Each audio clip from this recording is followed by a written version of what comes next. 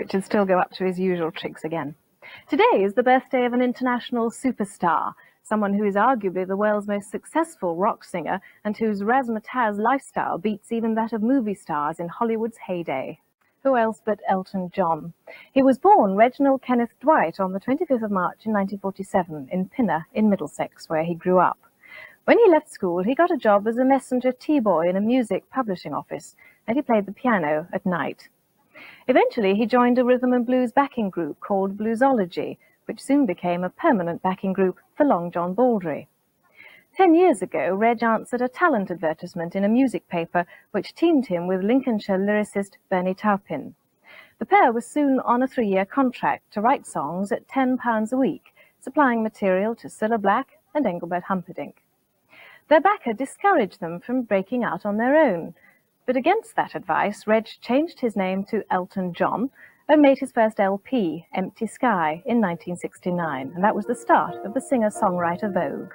Rocket Man paved the way for the vintage year of 1973, when Elton John became known for hits like Daniel, Saturday Night's All Right for Fighting, and Goodbye Yellow Brick Road.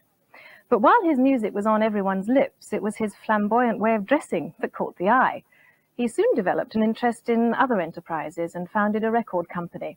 Kiki Dee was the first major recording artist to come out of Elton's company, Rocket Records. And since then, he's branched out into non-musical fields and realised a lifelong passion for football by taking over the chairmanship of Watford Football Club. While the soccer club's ambitions are by no means satisfied, such is Elton John's success that his American record distributors have recently taken out a $25 million insurance on his life. Elton John, first of all, very many happy returns. Thank you. I must ask you how it feels to be 30. It doesn't feel any different to me, actually. People have been asking me that all day. How does it feel to be 30? It doesn't feel any different. It hasn't sunk in yet. I don't know. I just feel absolutely normal. What a stupid thing to say. But do you think it's actually going to make a difference to your career? I mean, do you think perhaps you are getting to the stage now where you're getting a bit old for the pop business? I don't really consider age to be that important, but I must admit there are many other things in my life that I want to do apart from record and a tour around the world. I mean, I have many more strings to my bow now, and I'm much happier about it. I think you have to spread your wings a little bit, because otherwise you get bored with what you're doing. I should think also it can actually put you a bit out of touch with the young teenage fans, can't it, the older you get? Yeah, I mean, I look at TV programs and I'm going, God, they're dreadful, you know. God, they shouldn't be allowed on TV. And I think, I sound like my mother when I first started out, you know. She was always criticizing. I don't lose touch. I listen to a lot of records and I listen to the radio and I read a lot. But as I say, it's not so much of an important thing to me anymore. As it was when I first started out in 1969. What about all your gimmicks? Are you growing a bit tired of them? And you brought some lovely things along to share with your glasses, for instance. Initially, they weren't really designed to be gimmicks, but as I look at them now, I'm absolutely horrified. I mean, the platform boots, for example, I think I was one of the first people to wear platform boots, and I actually used to run and jump off buses in them and jump off the piano and land on one foot safely. I think they're hideous things, and when I see people walking down the street with big wedge shoes, I thought, if I was any way responsible with this fad, I'm really sorry, because they are really hideous. What about the glasses? I've always wondered whether you actually need to wear glasses. Yes, well, I started wearing glasses when I was 14 for the blackboard. And it's the era that Buddy Holly and Hank B. Marvin of the Shadows were very, very popular. So I decided that I would get myself a pair of black spectacles, and I wore them incessantly, and consequently my eyes became worse. And I vowed, I got so bored with wearing the same pair, and I thought, if I ever make a lot of money, I'll have 2 pairs of glasses instead of 1. Slightly got out of hand. Do you wear them all only once, or do they all have a little bit of use? No, most of those there are stage glasses, but they reflect the mood you're in. I mean, I get up in the morning, if I'm feeling in a good mood, I might put an orange pair with sparklies around it, but most of the time that lot are just for stage. As I say, I'm not very flamboyant. He said wearing bright green glasses today.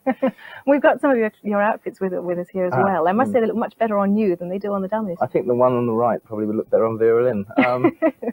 No, yes, I've always been miscalculated with the way I've dressed. Everyone said it's detracted from the way from the music, and I've always put my music first.